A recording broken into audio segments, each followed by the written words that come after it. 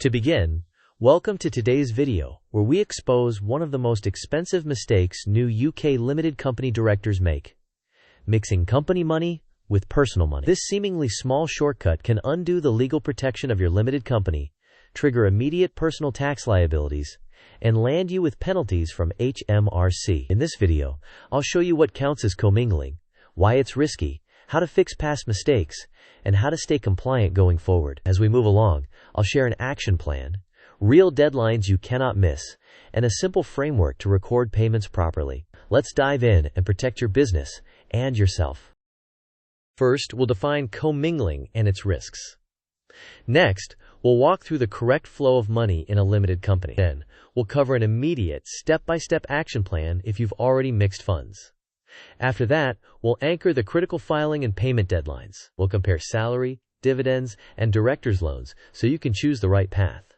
Then, we'll test your understanding with a quick quiz. Finally, we'll close with a short case study and the key takeaways you can implement today. Before we proceed, a quick but crucial disclaimer.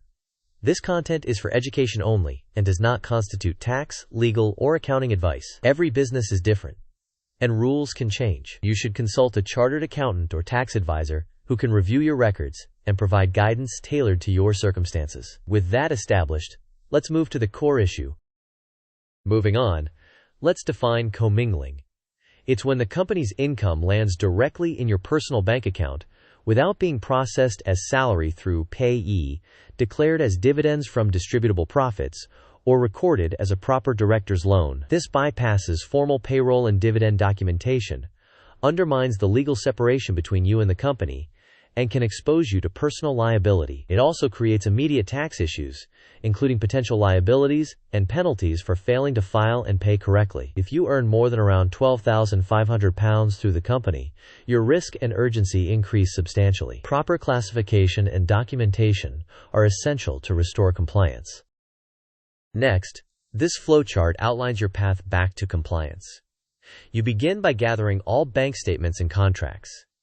Then you reconcile every transaction to the company ledger. After that, classify any past personal withdrawals as either retroactive payroll, dividends from distributable profits, or entries to the director's loan account. If treated as payroll, you must run the missing payroll submissions and pay the associated tax and national insurance. If treated as dividends, you must confirm there were distributable profits, issue dividend vouchers, and minute the decision.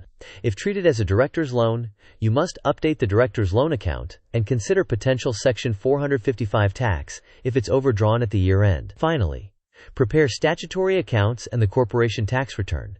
Pay any corporation tax due within 9 months and 1 day after the year end, and file your accounts within 12 months. Completing all these steps leads you back to a compliant status. Now, here are the steps you should take immediately. First, collect every record you can find, including bank statements, invoices, contracts, and receipts. Second, reconcile each transaction to the company books rather than your personal spending. Third, decide how to treat past withdrawals, as pay, salary, dividends, or entries in the director's loan account. Fourth, if payroll should have been run, submit late real-time information payroll filings and pay the outstanding tax and national insurance. Fifth, if paying dividends, confirm that profits existed, then create dividend vouchers and board minutes. Sixth, if using the director's loan account, update it accurately, assess any exposure to Section 455 tax, and create a plan to repay it. Seventh, prepare and file the statutory accounts and the corporation tax return by the deadlines. Eighth, establish separate bank accounts, reliable bookkeeping, and a monthly close routine. Finally, schedule a professional review with a qualified accountant this week to verify your treatment. Meanwhile, anchor these deadlines. Corporation tax must be paid 9 months and 1 day after the company's year end. The corporation tax return, or CT 600, is usually due 12 months after the year end. Companies' house accounts are also due within 12 months of the accounting reference date. PAYE, real-time information filings, should be submitted on or before each payday, and late submissions can attract penalties. Finally, remember the annual confirmation statement deadline to keep company details current. Even if you have stopped trading, the company still must file its statutory accounts and CT 600. Next, let's compare the 3 accounting treatments: Salary must be processed through payroll, with tax and national insurance deducted at source. Dividends can only be paid out of distributable profits and require proper documentation, including dividend vouchers and board minutes. The director's loan account tracks money you take that is not salary or dividends. If it is overdrawn at the year-end, you may face Section 455 tax until it is repaid. Note a quick implementation checklist. Maintain a separate bank account, close your books monthly, keep all dividend vouchers and board minutes, and reconcile the director's loan account routinely. Finally, remember that reimbursing operational costs such as fuel does not satisfy your tax obligations. Now here's a side-by-side comparison. Salary through pay provides predictable cash flow, contributes to your national insurance record, and creates a clean audit trail. However, it increases costs due to employer and employee national insurance and requires timely payroll filings. Dividends can be tax efficient when paid from distributable profits and offer flexible timing without national insurance. But they demand proper documentation and can become less efficient once lower tax bands are used. The director's loan provides short-term flexibility and can help correct past mistakes, but if overdrawn at the year-end, it can trigger Section 455 tax, may raise benefit-in-kind concerns if large, and is not a long-term solution. With that context, let's test your understanding. Question time. Which action most directly risks both penalties and the loss of limited liability protections? Is it paying a small salary via PAYE? Declaring dividends with proper documentation? Having clients pay your company's income directly into your personal bank account? Or recording a temporary director's loan and repaying it within the next period? You may pause the video now to think about the answer. We will discuss the answer in the next section of the video. The correct answer is C. Allowing clients to pay your company's income directly into your personal bank account is a textbook example of commingling, bypassing required payroll or dividend procedures, undermining legal protections, and likely triggering tax liabilities and penalties. Now let's reinforce this with a brief case study. Let's look at a short example. In April, £25,000 was deposited into a personal account rather than the company account. In June, an accountant was engaged, reconciled the records, and classified each transaction appropriately. In July, the director processed retroactive payroll for a minimal salary and treated the remainder as dividends where profits allowed, producing the necessary vouchers and minutes. In January, the company filed its CT 600 and paid corporation tax on time. The outcome was a restoration of compliance and a significant reduction in potential penalties.